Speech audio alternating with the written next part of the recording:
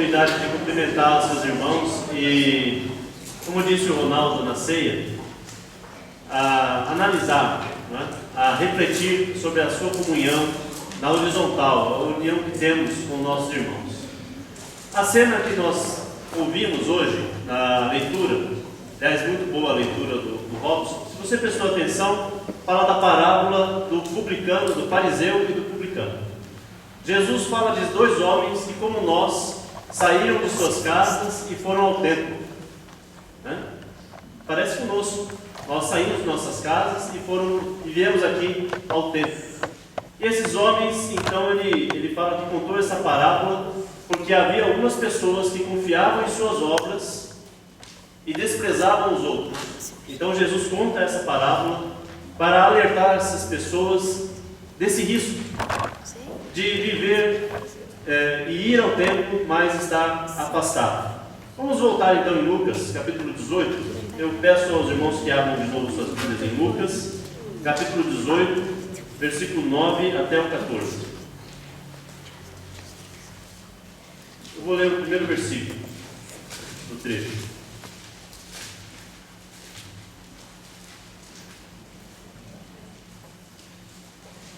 Há alguns que confiavam em suas próprias justiça e desprezavam os outros. Jesus contou esta parábola. Dois homens subiram ao templo para orar. Um era fariseu e outro publicano. Eu quero primeiro me ater à ideia de subir.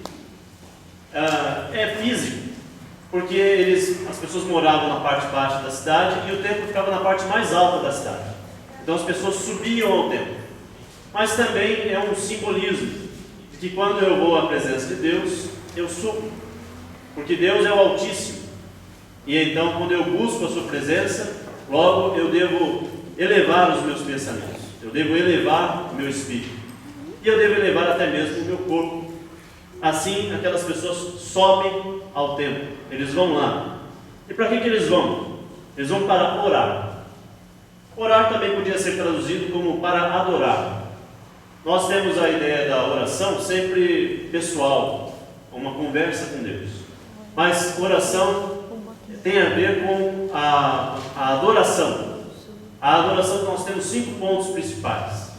Quais são os pontos principais da adoração? Que nós temos no culto, no domingo. Nós temos a oração, temos o louvor, os cânticos, os hinos, nós temos a ceia, temos a coleta e temos o estudo da palavra. Então todos esses momentos são momentos de adoração a Deus. A oração faz parte desse momento. Esses homens então foram ao templo para adorar a Deus, para engrandecer, para edificar, para elogiar o nome de Deus. É esse o propósito da ida deles ao templo. Da mesma forma como muitos de nós vamos à igreja, nós vamos ao templo com esse propósito de engrandecer o nome de quem? De Deus. O propósito é bom, o templo existe para isso, então esses homens vão lá. Deixe-me esclarecer um pouco sobre o contexto espiritual, o contexto social de Jerusalém. O templo existia e ainda não tinha sido destruído pelos romanos, e o templo também ele foi reconstruído por Herodes, porque aquele templo de Salomão tinha sido destruído. Um outro templo foi construído na época de Zacarias. E agora, esse terceiro templo é resultado da reforma desse segundo. Então o povo gosta muito desse templo. Foi Herodes quem o construiu, quem o reformou. E demorou 42 anos para ser reformado esse templo. Era uma obra grandiosa. Era esse templo que Satanás leva Jesus no pináculo do templo e diz a ele: atira-te, né, daqui e do pátio. Então todas as pessoas vão ver você se atirando e os anjos socorrendo você, e vai ser um grande espetáculo. Jesus, faz isso. E aí Jesus fala: não tentará o Senhor teu Deus, né? Então essa passagem tem a ver com esse templo. É esse templo, é esse local de adoração que as pessoas iam. E esse templo então havia 2 sacrifícios, um matinal e um à tarde. Para que servia esse sacrifício? O sacrifício era aquela expiação dos pecados. Os sacrifícios aconteciam para aplacar os pecados, para propiciar os pecados. Porque o ser humano não pode chegar a Deus sem sacrifício. Porque Deus é santo, Deus é santíssimo e nós temos pecados. Então o homem não se aproximava de Deus e não se aproxima de Deus sem que haja um sacrifício. Daí então havia um sacrifício de manhã e outro sacrifício à tarde. Após o sacrifício, vinham os sacerdotes e oficiavam a queima do incenso, que simbolizava um momento para a oração. Em Apocalipse, eu convido os irmãos a abrirem suas Bíblias em Apocalipse, capítulo 5, versículo 8. Apocalipse, capítulo 5, versículo 8. Veja com o que é associado o incenso. Apocalipse 5, versículo 8, diz assim: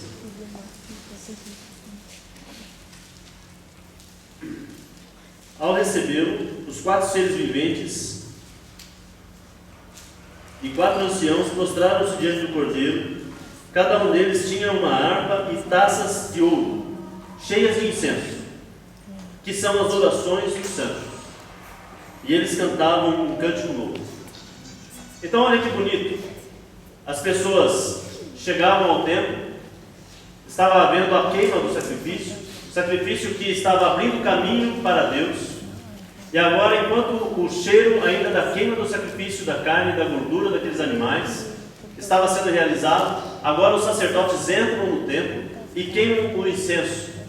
E o incenso, então, todos sentem aquele perfume e logo pensam: é a hora de eu orar ao Senhor. E as minhas orações vão subir junto com os incensos. E então Deus recebe as minhas orações. Que lindo momento para adorar ao Senhor.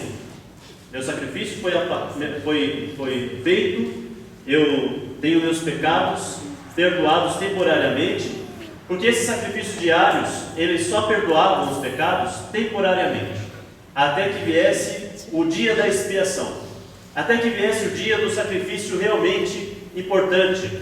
Uma vez por ano, o sacerdote realizava esse sacrifício por toda a nação e expiava os pecados de um ano inteiro. Enquanto não tinha esse sacrifício final, ou pelo menos temporário também, mas anual, havia os sacrifícios diários. Da mesma forma, os sacrifícios do templo de Israel, os sacrifícios do Velho Testamento eram uma analogia, era uma maquete, era só sombra daquilo que realmente aconteceria. O sacrifício final do Cordeiro expiatório.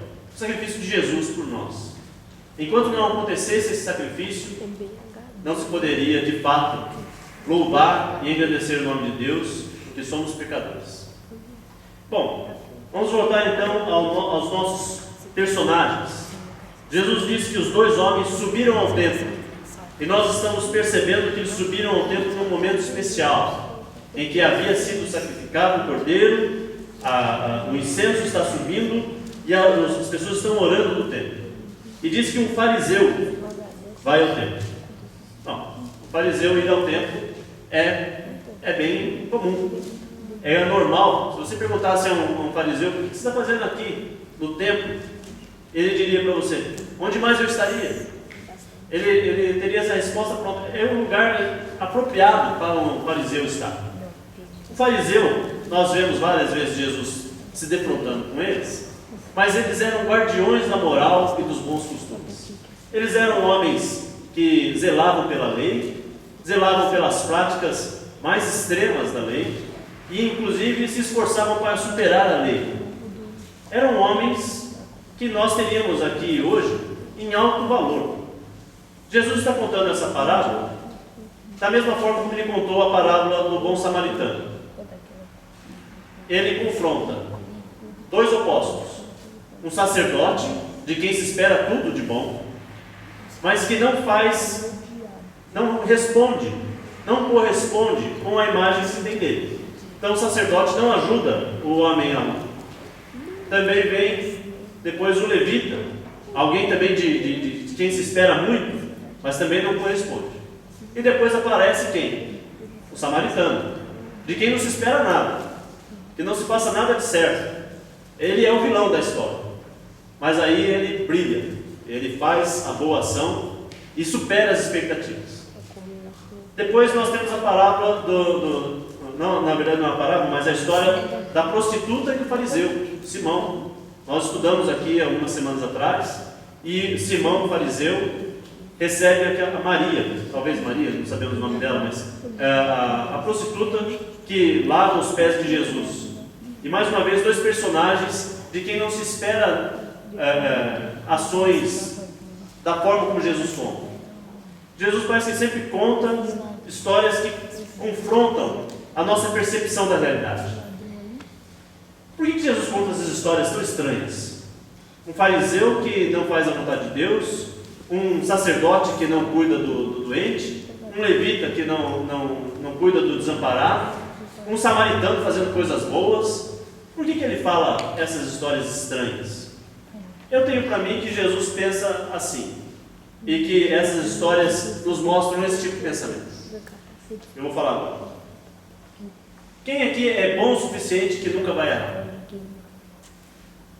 Quem aqui é um cristão inatingível pelo pecado? E quem também pode ser um pecador que não tem correção nenhuma? Então Jesus usa os extremos. Ele quer que as pessoas tenham consciência de que não há nenhum religioso, não há nenhum super cristão, não há nenhum santarrão que não possa cair em pecado, que não possa falhar e que não tenha seus erros. Por outro lado, não há nenhuma pessoa que seja tão pecador, que seja tão falho, que seja tão errado, que não possa se arrepender e mostrar obras de arrependimento. É isso que eu entendo quando Jesus conta essas parábolas estranhas, esquisitas. Mas bom, vamos voltar à parábola. O fariseu sobe e ele faz uma oração. Diz que ele orava assim: o fariseu em pé orava no íntimo. Na versão Ferreira de Almeida fala que ele orava de si para si mesmo. Ele estava orando de si para si mesmo. Outras traduções dizem que ele estava sozinho falando consigo mesmo. Então podemos entender que ele estava afastado das pessoas. E o fariseu afastado das pessoas faz sentido. Por quê? Fariseu quer dizer separado. Ele tinha medo de encostar nas pessoas. Ele tinha medo de que as pessoas o contaminassem com seus pecados. Então ele fazia todos os rituais, ele cumpria todas as tarefas, e ele queria estar santo. Portanto, se ele chegasse no templo, e mesmo no templo, alguém se achegasse a ele e tocasse, ia corromper a sua pureza. Ele não podia fazer isso. Jesus está nos dizendo que sim, devemos nos afastar dos pecados, devemos ser santos, mas não devemos nos afastar dos pecadores. Jesus não se afastou dos pecadores. Não há o super crente. Eu anotei uma crônica que eu li, que eu achei muito interessante. É um pássaro? É um avião? Não. É o super crente. Voando nas asas do Espírito e subindo mais alto do que a águia, voando cheio da unção, destruindo fortalezas e pisando na cabeça de demônios como se fossem baratas. Onde ele passa, a escuridão vai embora. Não há tristezas e ele traz alegria. Ele não tem visão de raio-x, mas sabe por palavra profética que a irmãzinha anda pecando por aí. Ele vai viajar o mundo todo pregando a palavra e muitos se converterão. Este é o super crente, homem santo, separado, nazireu. Ninguém pode com ele, ninguém resiste a ele. Se Deus é por nós, quem será contra nós? O super crente não tem problema de dinheiro. Sua carteira anda sempre cheia, né? E sua casa é uma mansão. Seu carro é o último tipo. Pneu furado? Besteira. Batida de carro? Isso nunca. O super crente dá o dízimo, primícia e oferta de socorro. Nunca acontece nada de ruim com ele. O super crente em tudo que toca é abençoado. É o toque de Midas de Deus. O super crente é mais sorridente que anúncio de pasta de dente. O super crente é um marido exemplar. Sabe deixar a esposa sempre feliz. Nunca brigam. Nunca se desentendem. Com 12 anos de casados, nunca brigaram. Em todas as coisas, a sua esposa sempre está feliz. Com os filhos, ele é um exemplo quase mítico Ensina a meninada no caminho que deve andar e elas nunca mais esquecerão dele. Antes de dormir, ele ora 4 horas seguidas e já leu a Bíblia 7 vezes neste ano. Super crente. Essa pessoa é o novo símbolo do farisaísmo que existe hoje. Talvez você conheça alguém assim. Posso dizer para você que eu não sou assim. Eu não li a Bíblia 7 vezes esse ano. O resto tudo é verdade. Bom, o fariseu então ele tem essa imagem dele. Veja aí então ele orando. Olha que oração inspirada.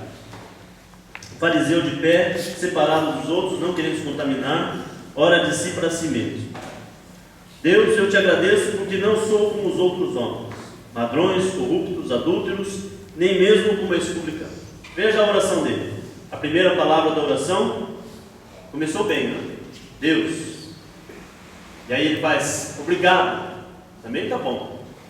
E aí ele fala obrigado porque eu não sou, né, como esses outros pecadores. Eu estou aqui separado. E algumas pessoas pensam que ele está aqui orando no seu íntimo. Na tradução aqui parece isso, mas não é bem isso. Ele está separado, ele está sozinho, mas ele está orando em voz alta. Jesus retrata esse tipo de procedimento. Ele fala que os fariseus, quando ele diz ensinando a orar, ele fala: não orem como os fariseus nos altos, em voz alta para que todos ouçam, mas vá para o seu quarto secreto, né? E lá em secreto Deus te ouvirá. Esse homem então ele está aproveitando o momento em que as pessoas estão indo adorar a Deus e ele está indo lá para fazer o seu marketing. Ele está indo lá fazer a sua propaganda do farisaísmo. Ele está aproveitando o intervalo entre o sacrifício, a queima do incenso e o próximo sacrifício que vai acontecer à tarde. Então ele está lá no templo e pessoas estão indo orar. E ele vai e aproveita aquele momento e faz assim o seu discurso. Ele está orando. Ele fala: não sou como esses homens, ladrões, corruptos, adúlteros, nem mesmo como esse publicano. Aí então ele olha para o outro personagem. O outro personagem também está longe. E ele aponta para ele: eu não sou como esse publicano. Ele está dizendo que o publicano é todas as coisas que ele relacionou antes. Ele está dizendo que o publicano, sim, é ladrão, corrupto, adúltero, mas eu não sou assim. Ele está se comparando com outra pessoa. Seria como 2 formigas, uma saúva grandona e aquelas formiguinhas de açúcar, aquelas que entram em qualquer pote de açúcar. Você pode tampar, fechar, quando você abre o pote, está lá a formiga, né? Ela é pequenininha, ela entra, mas as duas são formigas. A saúva é grandona. Então as duas formigas estão conversando uma com a outra. E a saúva está dizendo: você é formiga de açúcar, pequenininha, ridícula, mas eu não, sou grandona, sou a maior das formigas. Aí então vem uma pessoa, sem perceber, e pisa nas duas. São formigas, né? Você não viu. Realmente são ínfimas.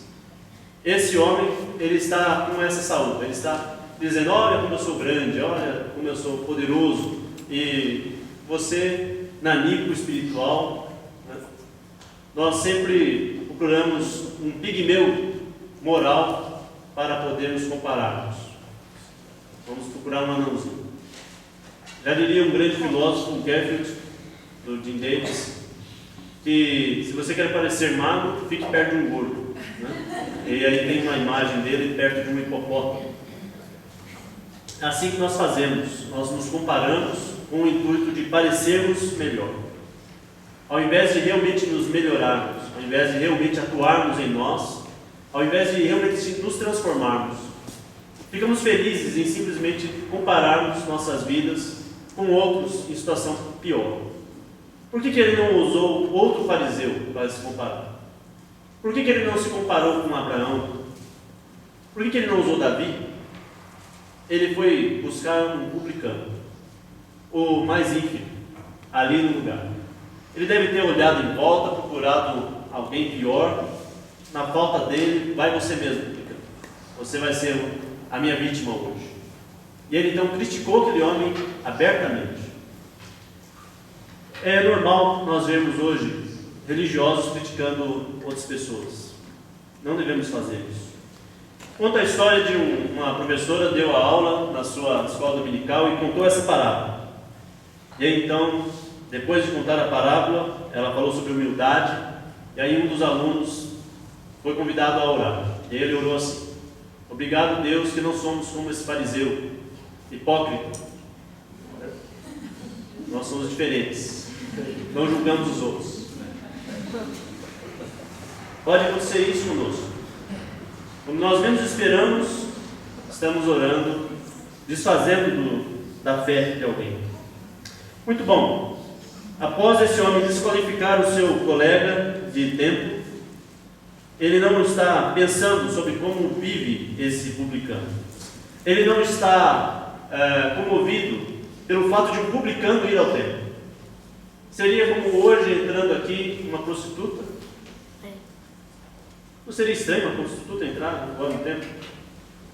Nós pensaríamos: que tipo de dor, que tipo de angústia, que tipo de sofrimento fez com que essa mulher caísse em si e viesse ao templo de Deus? Seria um momento de regozijo, de alegria. Eu ficaria comovido de ver uma alma tentando se encontrar com Deus. Maravilhoso. Esse fariseu podia comemorar, feliz da vida, porque um publicano foi ao templo. Mas não, ele faz uma crítica. E uma crítica pública, execrando o outro. Ele ainda, depois de criticar o outro, agora ele passa para a segunda parte da sua oração. Deus, eu te agradeço porque não sou como esses outros homens, corruptos, adúlteros, nem mesmo como esse publicano. Jejuo 2 vezes por semana e dou o dízimo de tudo quanto tenho. O jejum era estabelecido na lei para ser feito uma vez por ano. Mas esse homem, ele faz 2 vezes por semana. Ele faz 104 vezes mais do que o requerido. Então ele se acha muito importante por causa disso. E ele passa a julgar os outros. Menospreza os outros. Os demais são para ele como lixo. Também ele diz que dá dízimo de tudo. O dízimo era para dar da colheita, do rebanho, mas esse homem não, ele dá dízimo de tudo. Ele, se recebesse um bônus do 14º, ele daria dízimo. Né? Ele daria dízimo de tudo. Ele realmente supera em muito o que a lei pedia para ele. Isso é ótimo, é muito bom que se faça isso. Mas o problema é o sentimento de grandiosidade que ele tinha de si mesmo. Lembra qual era o objetivo dele ir ao templo? Qual era? Adorar a Deus. Quem que está sendo adorado aqui? Idolatrado. Ele mesmo. Ele fala: eu sou demais. Ele quase diz assim: Deus, que sorte a sua eu existir.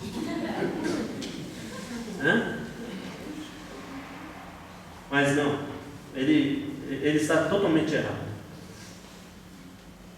Deus o vê. E agora nós voltamos para o publicano. E agora é a palavra da virada.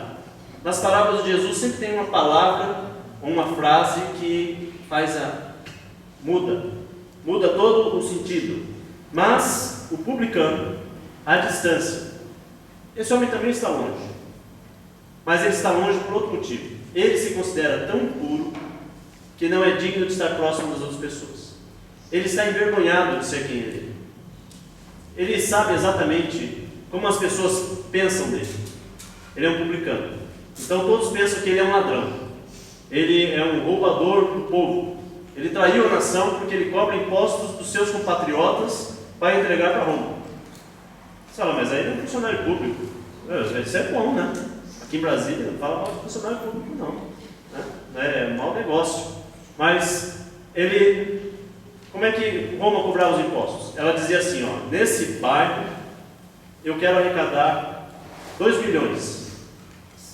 E aí então convidava um cidadão daquele lugar e dizia assim: você, cidadão, vai ser o publicano. Você vai cobrar o imposto de todo mundo e vai trazer para mim 2 milhões. E então as pessoas não sabiam quanto que ele tinha que arrecadar. Ele não sabia quanto ele tinha de arrecadar de cada um.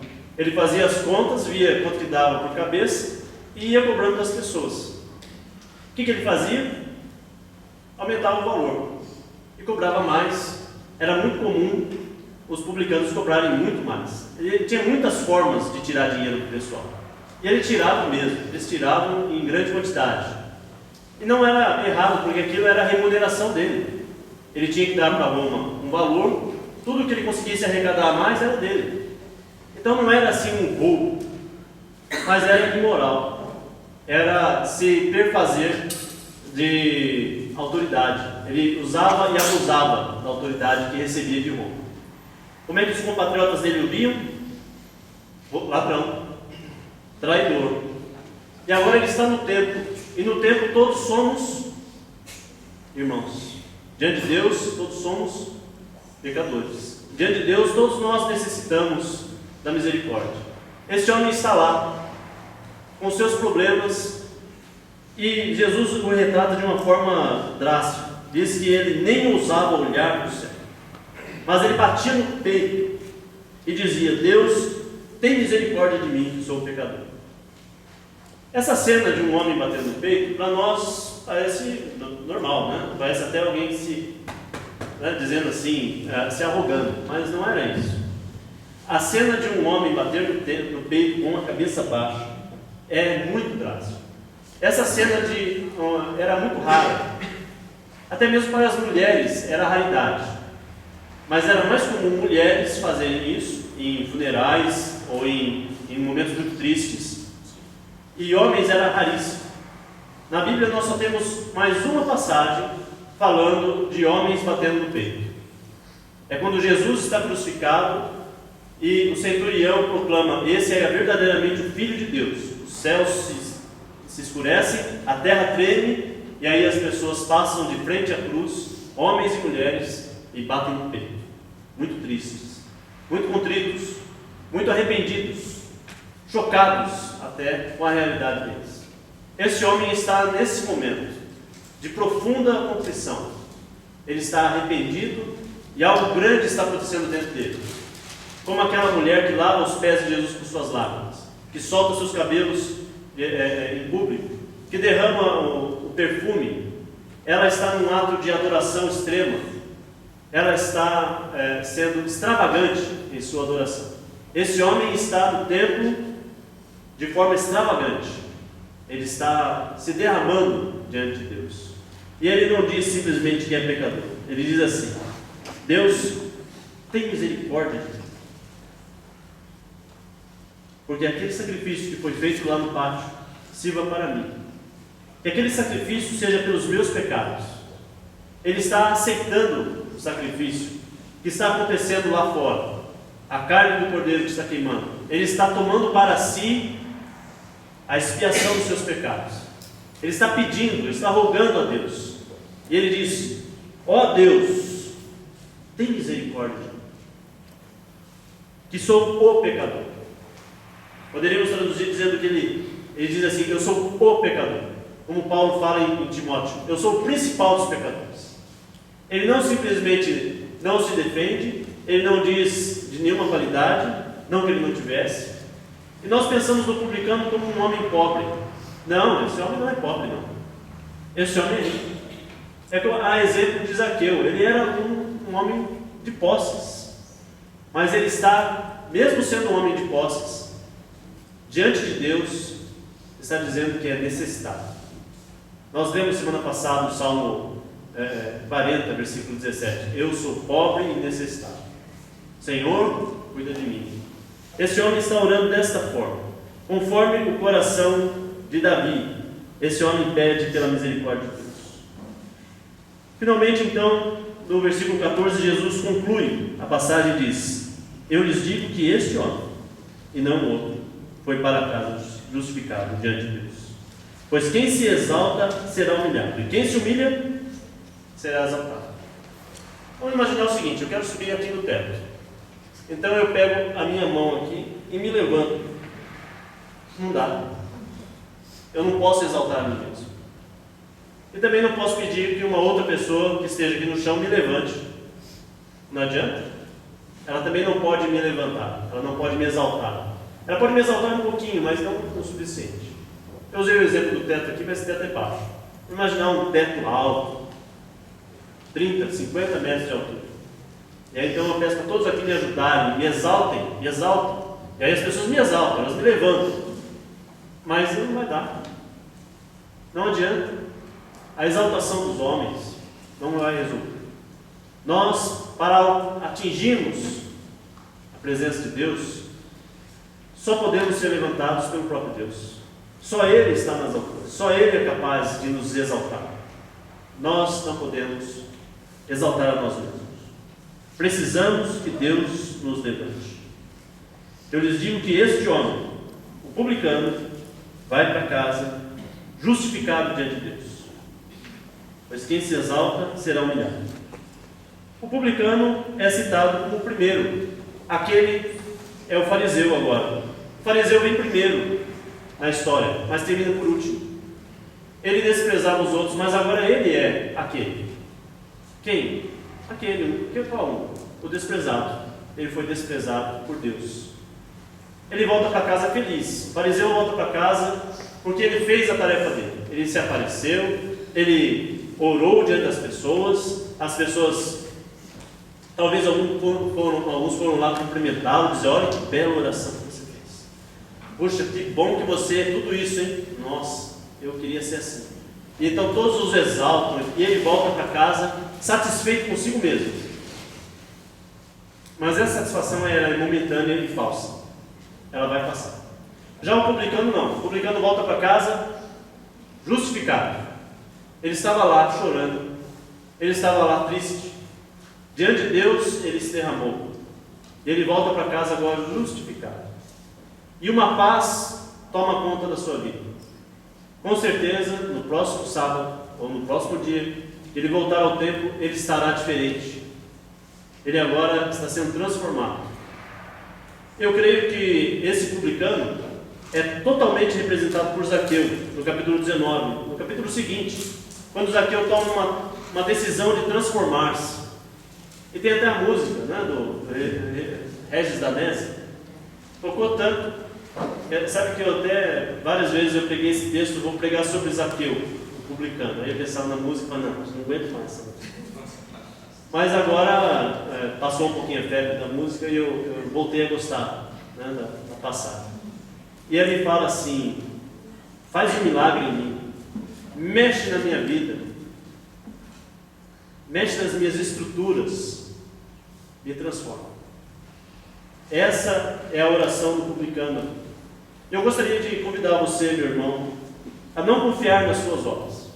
Talvez você pense: não, mas eu oferto na igreja, eu venho todos os domingos, eu participo lá no orfanato, eu ajudo aqui, ajudo ali. Talvez você não seja cristão, você pode pensar também a mesma coisa. Não, mas eu sou ótimo, eu não roubo ninguém, eu não mato, eu não sou assim, uma má pessoa. Esse fariseu também não era. Mas ele estava confiando nas suas obras. Ele não vai ser justificado. Façamos como publicano. Vamos clamar a Deus pelo sacrifício definitivo em nossas vidas. Jesus fez esse sacrifício. Você precisa do sacrifício de Jesus na sua vida. Você ainda não aceitou o sacrifício de Jesus? Aceite hoje. Se você em algum momento aceitou, mas não entendeu bem o que aconteceu, nós vamos orar. Renove esse seu compromisso e clame a Deus: Senhor, se propício a mim, que o sacrifício de Jesus seja por mim. Eu aceito o sacrifício de Jesus na minha vida e que Ele me transforme, faz um milagre em mim, mexe na minha vida. Eu quero ser como Jesus. Amém. Muito obrigado. Fica em pé. Deus, eu te amo, meu Senhor, Tu és o